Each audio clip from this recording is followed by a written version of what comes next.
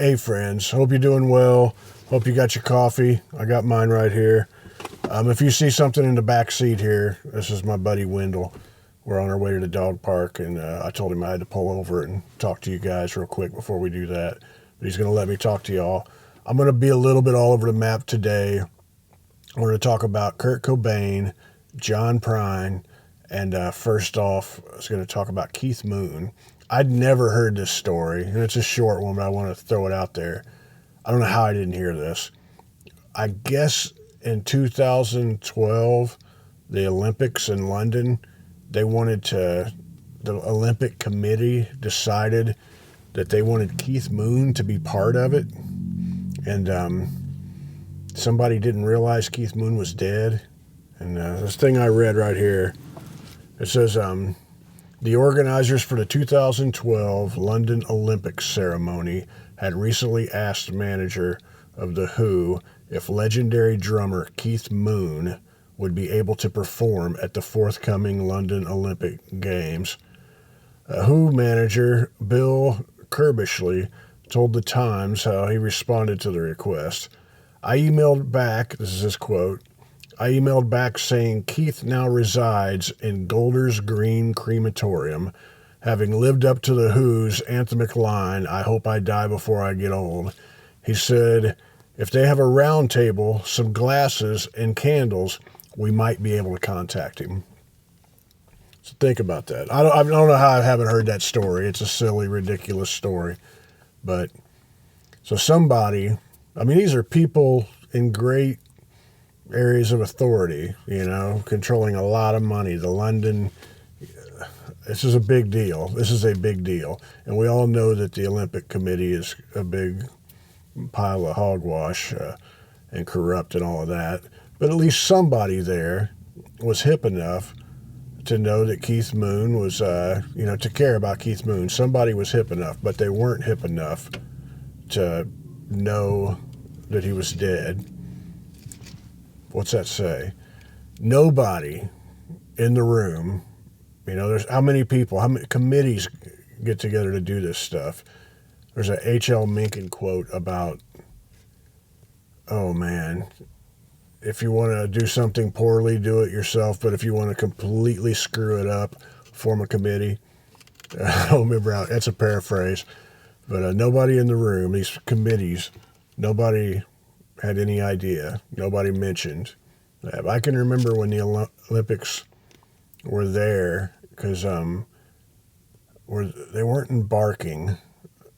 I remember I went out to Leytonstone and the Olympics, they're building the stadium out past that. I don't remember. I just remember it being a big disruption, and I remember playing a gig somewhere out by there and just it being so hard to get anywhere because the Olympics were happening. Anyway, did you guys know that story? I just wanted to throw that out there in case anybody's never heard that before, because I don't know how I missed it. But today is the anniversary of Kurt Cobain being found dead. And I'm just curious, where were you when you heard about that? How did you hear about it? And also, when was the very first time you remember hearing Nirvana? When was the first time you remember hearing Smells Like Teen Spirit? I heard about him passing away, and if you're looking for some, there's probably hundreds of videos that tell the story of his death and all of that in all kinds of detail. That's not really where I'm going with this, but I wanted to remember him a little bit, because I thought he was a very special talent. But I remember when I heard he passed away, I had a lot of roommates right then. I might have been living with 10 people at that time. And I remember watching Kurt Loder on MTV talking about it.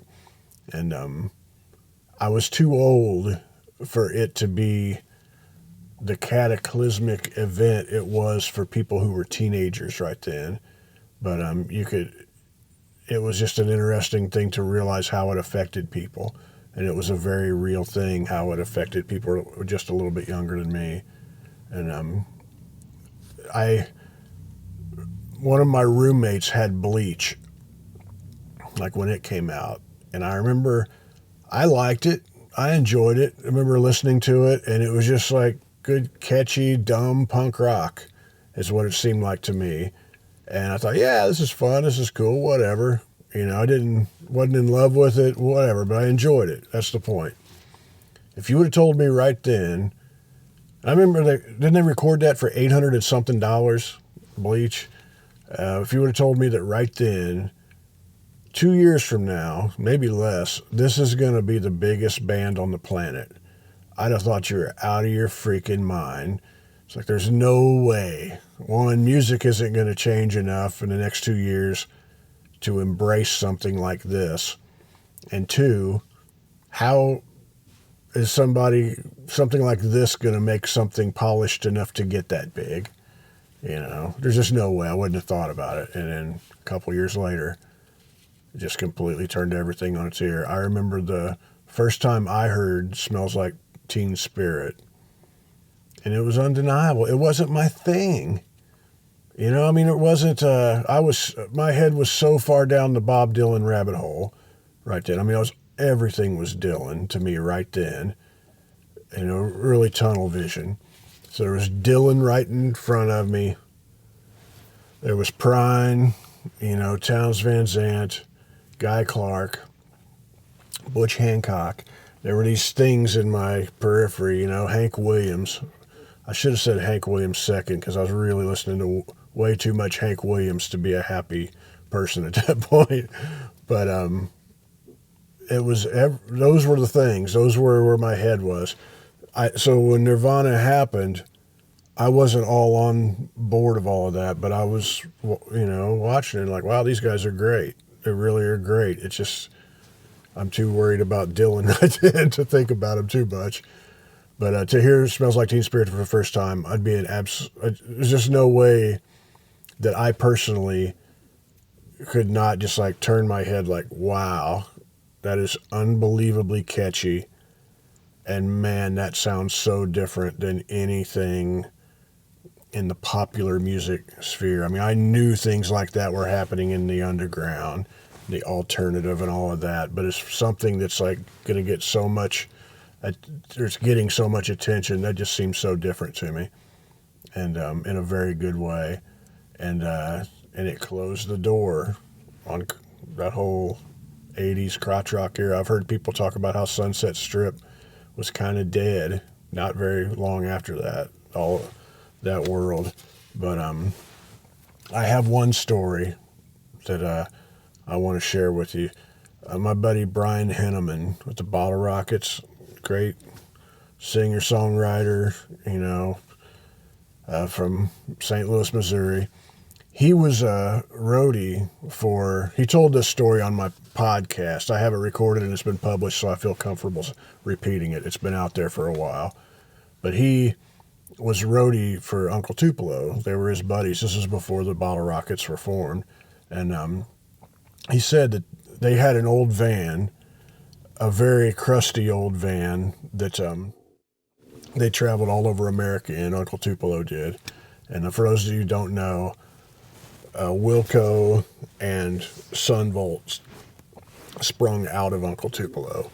But he said they had a jam box that they would sit on the hood of the van, and that's what they would listen to music. And when they'd play a gig, people would hand them cassettes or whatever and say, yeah, this is our band. So they kind of had this thing where they just, after the gig or the next day going down the road, they would put the cassette in and they'd listen to it. That was their thing. They did that, which is cool.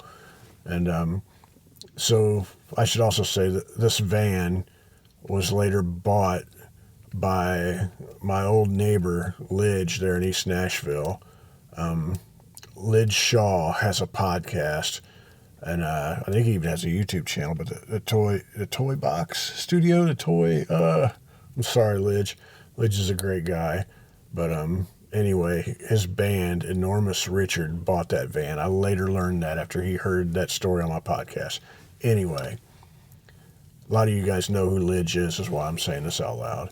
And so they play, Uncle Tupelo plays in Seattle, and they meet Kurt Cobain, and he comes up and they're hanging out or whatever. He gives them his cassette tape. It's Nevermind. And they're like, oh, cool, you know. So that night, they're driving off from Seattle. And so you have Jeff Tweedy, Jay Farrar, King Coomers. You have Uncle Tupelo in the van. And they put in the tape.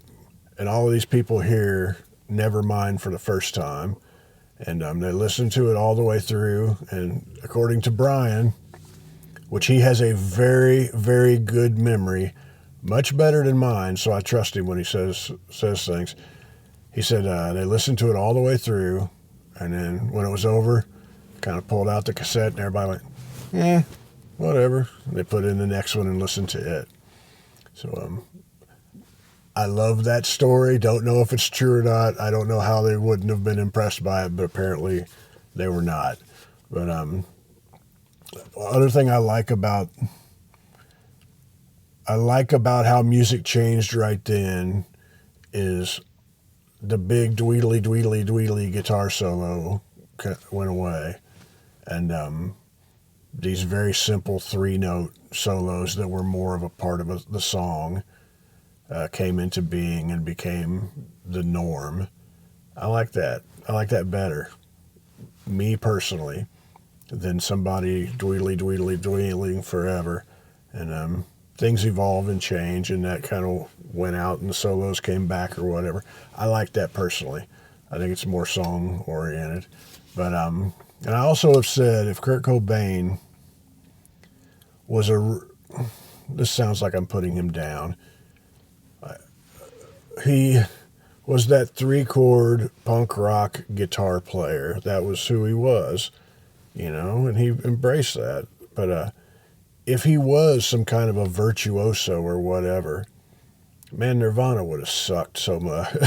They wouldn't be near as good as they were if he was some great guitar player that could play things inside and out and got all tricky with it. I personally think. I think the fact, it's kind of like the Hank Williams thing, where the fact that it's, 3 chords or something basic and repetition and all of that, I think just made it better. I think that's what I think I like about the punk rock world, is that there really is this overlap between the Hank Williams, and the Ramones and all of that.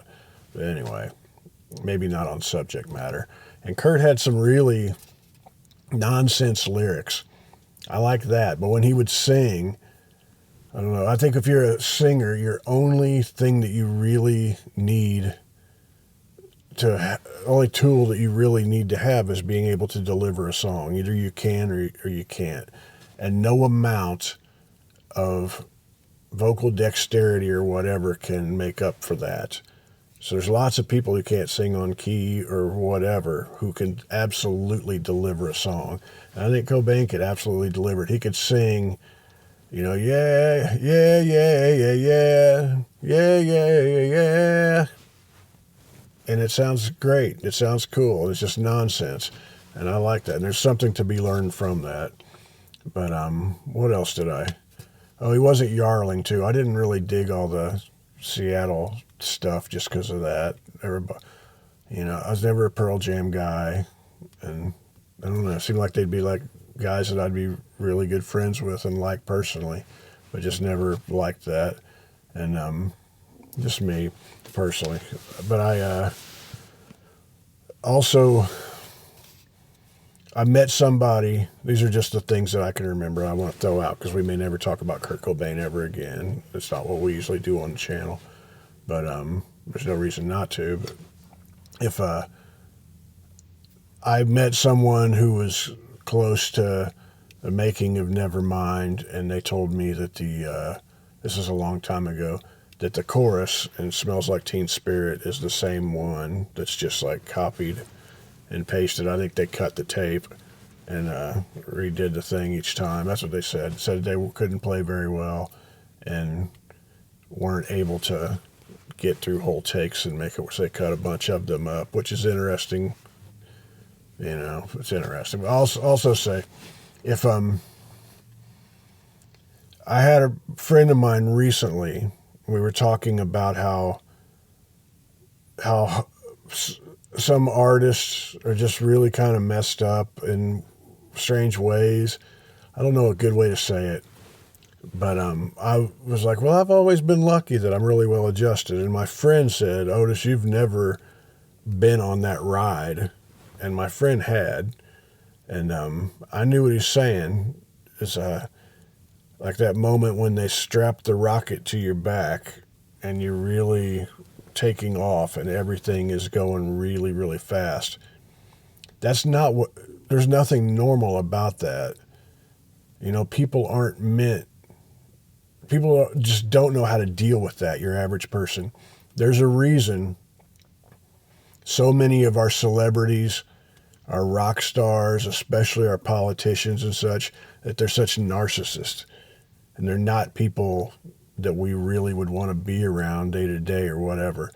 There's a reason. It's like those are the personalities that can survive that kind of thing.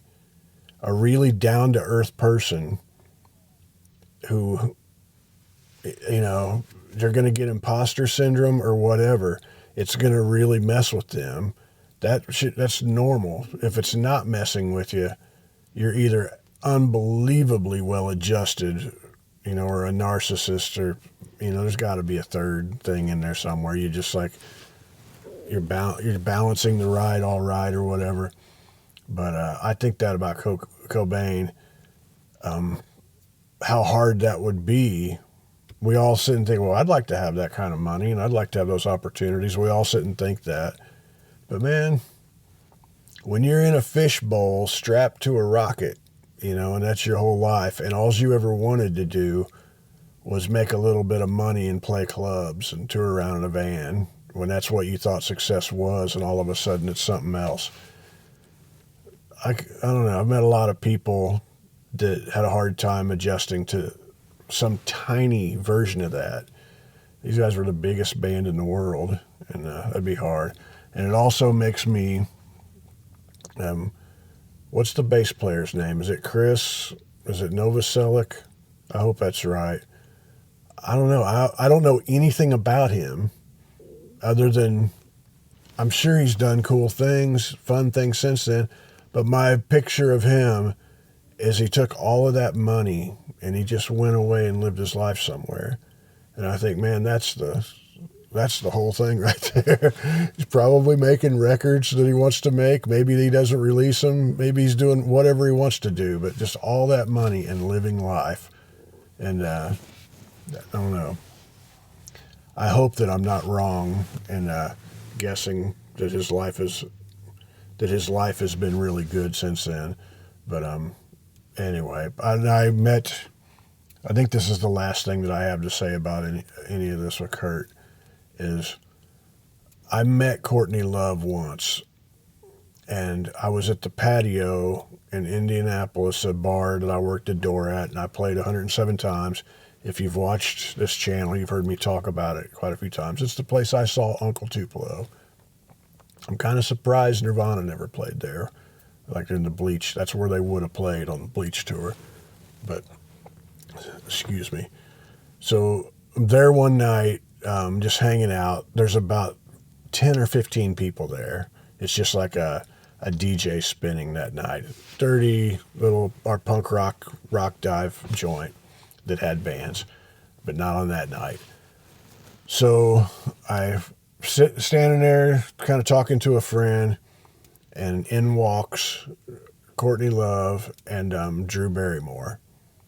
Walks right in. They come in, they go up to the bar, and I'm like, wow, and I guess, you know, I'm just kind of standing there. I guess they asked the bartender, what's there to do in Indianapolis on a Monday night or Tuesday, whatever night it was? And they said, why don't you go over and ask Otis? I like that I'm the person that, you know, they would say to ask. So if they walk over to me and say, are you Otis? I'm Courtney Love and Drew Barrymore saying, are you Otis? And I'm like, yeah, how you doing? And they introduce themselves, and they're like, so what is there to do on a Monday night here in Indianapolis? I said, I am sorry to inform you that you are currently doing it. We're all partaking in what there is to do tonight. And we laughed. They were in town. Lollapalooza was in town the night before or the next night. I don't remember which. And they had an off night, and they just went out on the town or whatever. We stood there and we talked for like a half hour. And man, they were just completely cool. I mean, they were so cool, down to earth and nice, just really. And I remember, man, I'm sticking my neck out saying this, so I hope you guys take this the right way. But like when I would see pictures of her, I'm like, well, that's an attractive woman of Courtney Love. You know, I didn't think anything bad, but I just didn't think much. Like, oh, whatever, you know. And seeing her in person, man, she was beautiful. I mean, she was really, really beautiful. And her personality was really nice. There's just all of that stuff that you hear stuff, and so, you don't know what's true and what's not. I don't usually care what's true or what's not in those situations, but just in that moment, hanging out with two other people, she was just absolutely beautiful and charming and warm and nice. It was really cool. And then at some point, I'm like, well, you know, talk to you later. And they went on about their lives, and I went on about mine. But that was my one little brush with Courtney right there. And I'll shift gears. Today is also the anniversary of John Prine passing away. John Prine was 3 years ago today. And do you remember where you were when you heard about John Prine passing? One thing I've learned to hate about Facebook in particular, I have a lot of disdain for Facebook and social media in general and all that. There's good and there's always bad, but sooner or later the bad just kind of rears its head and is a pain. But one thing I remember, or one thing I don't like about Facebook, it's where I find out about friends passing away. In this day and age, it's how you find out. You get on there, and then everybody's talking about that. And John Prine, I didn't know him, but he seemed like a friend, you know, a musical companion through life, writing these amazingly great songs that spoke to you on some really, really deep human level and a beautiful level. But that's how I found out about that. It was just like, oh my God, man, John Prine. And we knew that he wasn't doing well. You know, there's a lot of interviews I've done on this channel about Prine. It's actually one of my favorite parts of doing this channel is like early on. I just remember if I said something about John Prine, you know, just told a little story, the nicest people crawled out of the woodwork. I mean, the nicest people, really warm, human, connecting type people. And then I'd tell a story about somebody else, and sometimes they just like draw all the cruelty of the internet would creep in. You're just like, but the Prine people. And what does that say about an artist? That they attract people like that, like the nice, I don't know. Or it brings out that side of them. I'm kind of fascinated by that, and it's one of my favorite parts of doing this channel is those people that I've met. A lot of you know what I'm talking about, but how did you hear about Prine passing away? I will say that before I ever moved to Nashville, I went down to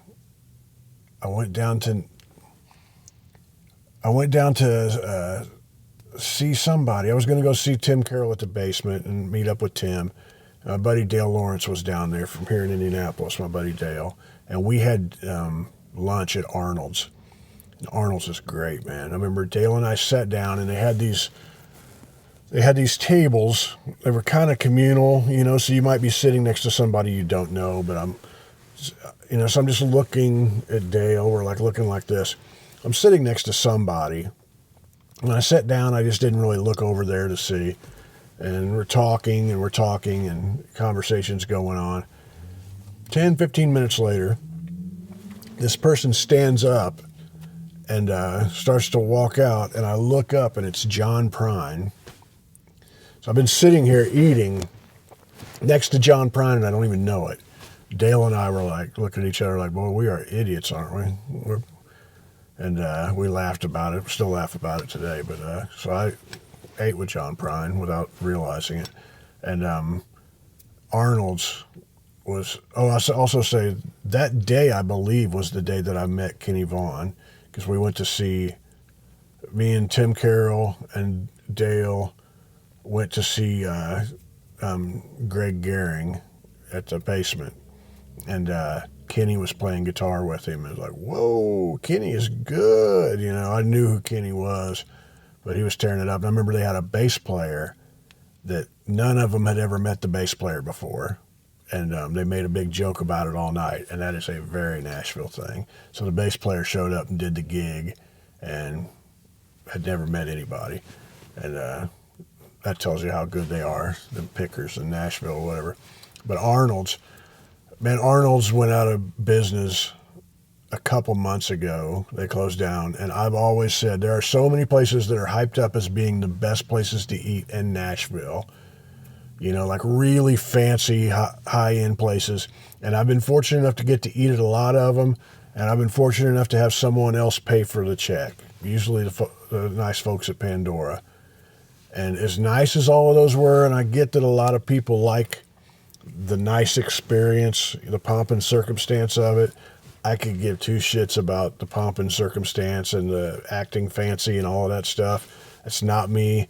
I much prefer to hang out in some mom and pop owned diner somewhere. That's just who I am. It's who I've always been. But having said that, all the fancy food and all that, some fusion, something or other, I'm doing a lot of air quotes today, I apologize. But all of that fancy food and all of that stuff, not one of those places I ever ate at, fancy high-end places the New York Times writes about in Nashville, not one of them were as good as Arnold's. They were way sexier, they were trendier, and all of that. But if you're talking about going and eating food that just tastes freaking great, Arnold's beat every one of them. Just a meat and three, you know. I would go and order sides. You get mac and cheese and, you know, even if just getting coleslaw or green beans, all just different stuff. It was like grandma food. Everything was so good, and the pies were unbelievably great. And they just, I don't know, we lost that, but I think they closed because they wanted to, and they own the property, so they had to just make a ridiculous amount of money selling that property. And good for them, man. That's great. Good for them. And other place that I really dig. There was a long time when there was a drought for breakfast in Nashville. We had a hard time finding a good breakfast, me and my friends. And there was a time when the best breakfast in town, outside of going to the Loveless was always really good, but it was way out west. But like in and around Nashville, we'd go to Waffle House, and it was always going to be cheap, and you know what you're always going to get. I always think Waffle House is pretty good. It's not great, but we had this drought. We just couldn't find anywhere. And then Big Al's opened up in Germantown. And man, Big Al's is freaking great. It is mom and pop, you know, husband and wife running the place. You know, Al's back there cooking everything. And you can tell they're making things that they made that morning. It's really good, and it's not that expensive. And John Prine, bringing it back to Prine, there was a CBS Sunday morning episode where Prine was on there, and he went and ate at Big Al's, and they filmed there. And Amy and I had been going there for quite a while. And Amy and I went there for our 20th anniversary. We had breakfast. It's the only place that we went out all day to eat. We went to Big Al's, and we told them that, and they're like, "You came here on your 20th?" Like, yeah, we like it. We like you guys. And I remember they bought our breakfast then, and I'm like, no, this is what we like. This is who we are. And you know, it was beautiful. We over-tipped them, all that. Wonderful people, and I miss going there. But they told me that was the first time that Prine had ever been there. And I think he had just found out about it before. It might have been the only time he ever went there is when they filmed that day.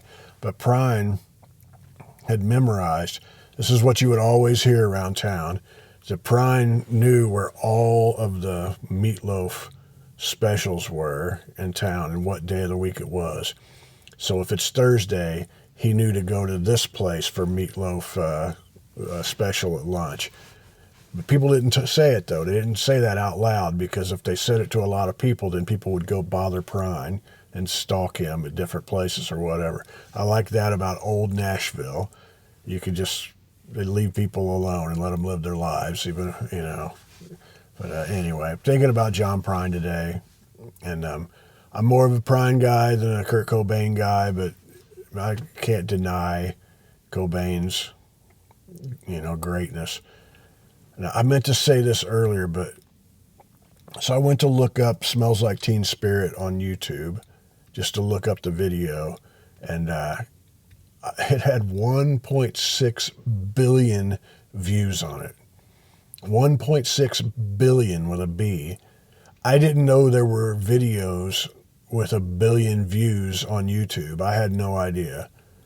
But, talk about something just culturally massive that shifted music forever.